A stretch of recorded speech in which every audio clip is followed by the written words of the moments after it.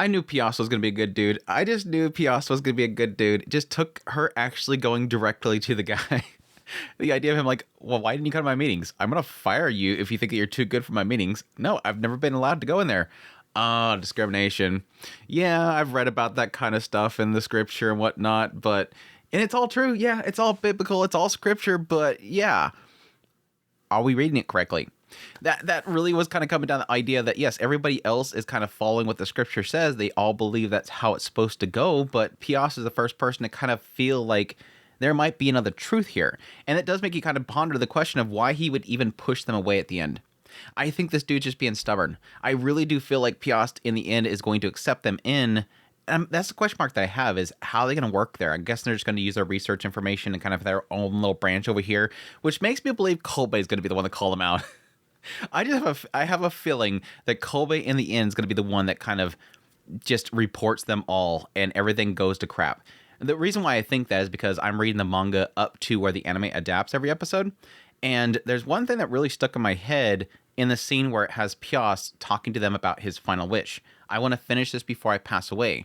And it specifically jumps to Kolbe when he's talking about Icarus, which Icarus being this idea that they really shouldn't be believing in, but he's bringing up the stories of it in order to prove a point. This idea of wanting to seek the truth and going towards something that you probably shouldn't go towards, but you just got to do it properly. You got to prepare yourself before you walk into that fire. And he obviously didn't. We need to make wings of steel. And it jumps to Kolbe and he's like, wow, I can't believe we're actually listening. And for some reason, I'm like, I bet this dude's like making a track. Like he's writing down notes, like, and then he started talking about Icarus. Like, I feel like Kolbe is going to be like this evil dude that just turns in Piast, and yeah, everything goes down with it. And that'll probably happen if Piast actually accepts them in. If he gets his wind of this whole thing, and I think he is, because it sort of implies the idea Jolanta has essentially quit being underneath Kolbe. And you kind of get a sense of that with her walking up to Badeni and saying, I don't have a master. And in the manga, they skipped a scene, or the anime skipped a scene from the manga, where after she talks to Piast, she goes to talk to Kolbe. And she goes in there and she says, I have two things to tell you. First, I want to apologize because I snuck in and used your research information. And he's like, oh, that's what you needed for your next paper. That's fine. That's not a big deal. I know, I'm taking care of you. And then she's like, okay, the second thing is, and she had to push herself. She pushed herself really hard to say something. I have to say something. Please just say it. Otherwise, I'm going to lose my nerve. And then she thinks about the fire and the wax wings that she just heard Piast tell them about. And so she has to push herself. She pushed herself in the end to basically tell him, yeah, thanks for always guiding me. I know that you're trying to keep me safe and everything, keep me in line with the world itself. But I desire to move the world. She's totally like nudging in there to what Badeni was talking about. The idea that I don't want to walk in the world, I want to move the world. And she says that to him. That's crazy, right? Yeah, sure. Just make sure to present it to me, and I'll put it in a way that's presentable to you. Yeah, like he's literally saying, give me your next piece of work, and I'll present it for you. Don't worry. After Piast literally just said, give it to me directly. Don't bring me something dumb, but bring it to me directly. Don't go to that other guy. Don't go to Kolbe again. Literally saying, I knew it was you. I knew that dumb boy couldn't write something. It's almost like it was like, I don't know, that dumb boy couldn't wrote that. I know that was totally you. I'm the one that hired you. I know who you are. Like this old man's not stupid. Like you're working underneath him. He's paying your bills. Yeah, he knows exactly who he hired in. And that's the interesting thing, because I guess it's really to the structure of this place itself that we don't really get a sense of beforehand. That yes, this Piast guy is literally running a company, and this company is building this massive scale. This is something that was seemingly passed on to him from who we see at the very end of the episode. This guy that was like making it his entire life's goal is to do that. So the assumption is that was passed off to Piast, and he's wanting to finish it. But the question mark is he going to deviate from that? Because this guy seems like he's open to not just the status quo, but actually the truth. Again, what he told to Jolanta. Yeah, that's in the scripture. Yeah, that's what I've heard here. It's right over here that women can get possessed by demons. It's right over here that women should stay quiet and just study and don't teach. Yeah, but we could just be reading that wrong. This is a guy that's open to something else. He's open to interpretation. He's open to the truth itself. And that's definitely going to probably play into what's coming up. So yeah, he's somebody that's going to accept the idea of this is something that obviously this girl wrote. She's not possessed. She's smart. I hired this girl. Her exams were great. She took the same exams as everybody else, and she is smart. So he's going to be open to it. And it's obvious that since he hired her, that he's open to females working in this company. He's open to all this stuff. Yes, she's currently assistant. He probably brought her in. And I kind of wonder that at this point. I wonder if she was brought in as an assistant and was assigned to Kolbe, or was she brought in as a staff member? Because again, he said, why are you not at the meetings? That I think they just turned her into an assistant. That's what's actually very interesting there. I think they just Kolbe turned her into an assistant. I'm going to guide you. Don't worry, I'll take care of you.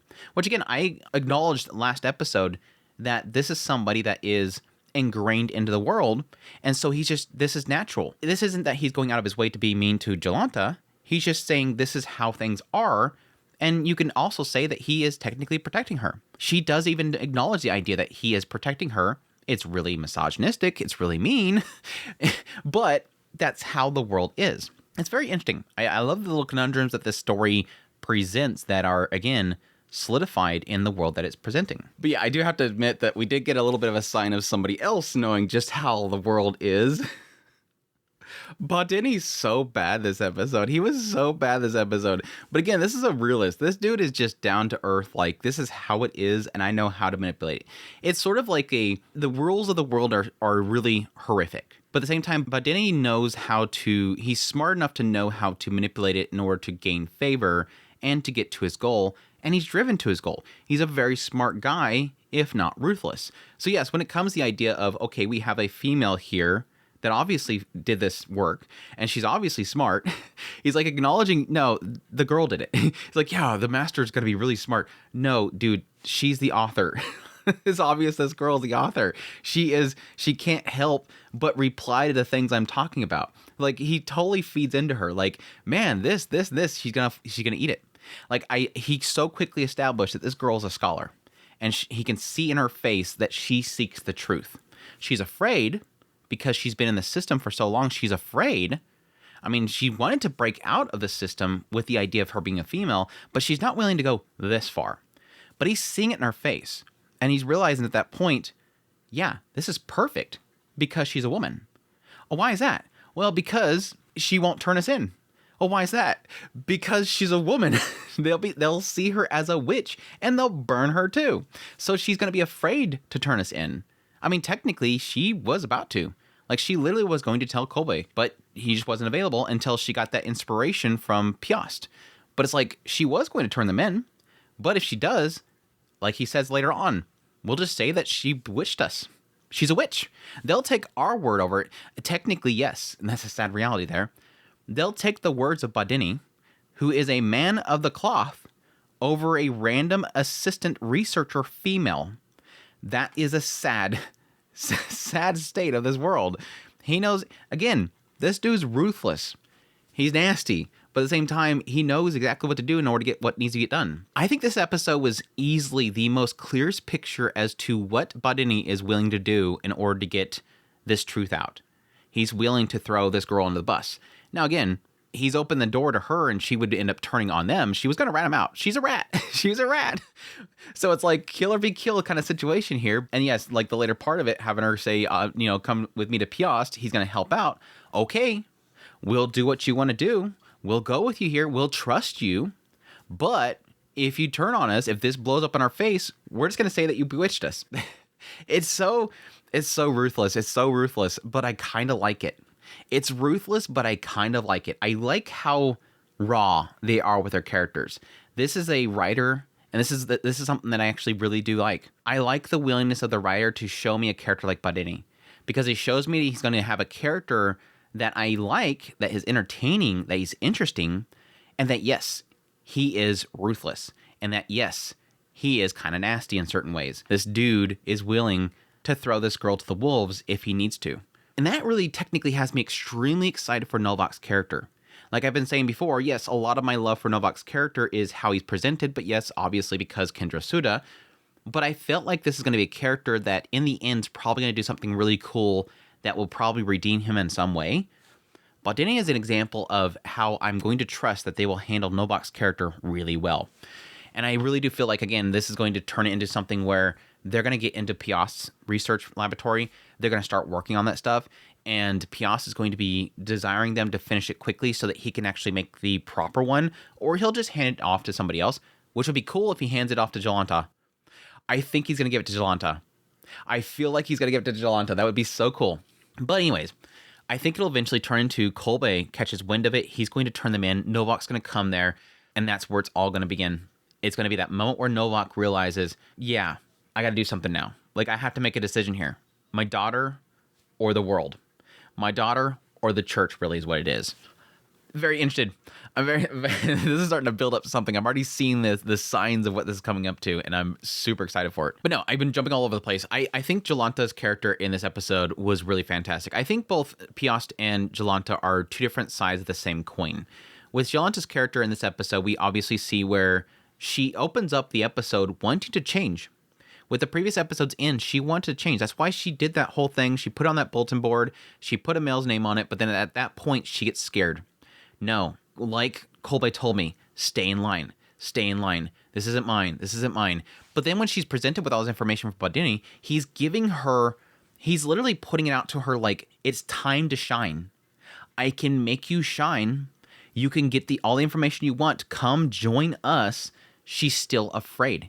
Even at that point, she's still afraid, even though she wants to step out of line. She wants to seek the truth. She desired, like she said towards the later part after she kicks them out, she literally says, I want to seek this stuff. I want to hear about what the pagans are saying. I want to hear their ideas, but to research it, that's a sin that I can't touch. Like, that is something I won't go that far. And again, she was about to rat them out. If it weren't for Kolbe not being there, she probably would have ratted them out. But then she gets inspired by Piast. This idea that you're listening to Kolbe, you're listening to all these people around you that are literally telling you that you can't because of the scripture, which is true. It's true, but it's in all how you read it. In a lot of cases, a lot of scripture is all an interpretation. How they interpret the words themselves, who is writing the word itself, who's inspired. All these things are in ways of interpreting it. And that he doesn't subscribe to that. So she at least has somebody in this observatory that is willing to say, the owner of it, the runner of it, somebody in this place that is willing to say, I'm willing to listen to you. You can say what you want to say. And additionally, yes, put the right wings on before you seek that truth that is going to burn you. All these things finally drive her to want to join them and to finally kick Kolbe to the side. Kick that boy to the side and do your own stuff. But it was interesting that she ends up going to Badeni. She says, okay, I don't have no master, which again implies that she left Kolbe. She's not going to be with him no more. She's going to join Badeni and his research. But she specifically says, I don't have my own materials. I can't do my own research. I need supplies. The best place you guys can go to is going to be Piast. Join our observatory. Which that immediately scares Badeni, obviously. But it was interesting that she's chosen at that point to just completely throw caution in the wind and say, I believe that Piast is the best place to go to. Which does imply to me that Badeni is seeking materials too. Which makes sense. He wanted somebody to solve these problems.